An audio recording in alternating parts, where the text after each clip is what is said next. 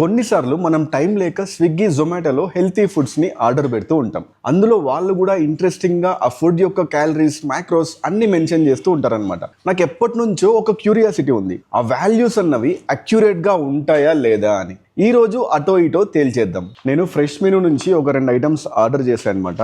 అందులో ఒకటి వచ్చేసి garlic parmesan chicken protein plate అంట.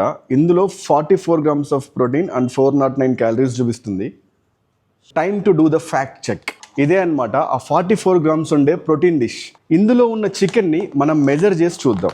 44 grams ఆఫ్ ప్రోటీన్ రావాలంటే మనకి ఇందులో at least 150 grams of cooked chicken breast ఉండాలి. అది గుర్తుపెట్టుకోండి. దగ్గర ఒకసారి చూపించు. మనం స్కేల్ టేర్ చేసాం.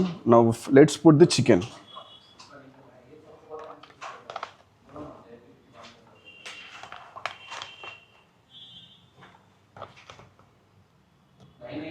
సో ఇదొక్కటే చికెన్ అనమాట.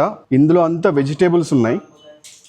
చూసారు కదా, ఈ చికెన్ జస్ట్ 47.2 grams మాత్రమే ఉందన్నమాట.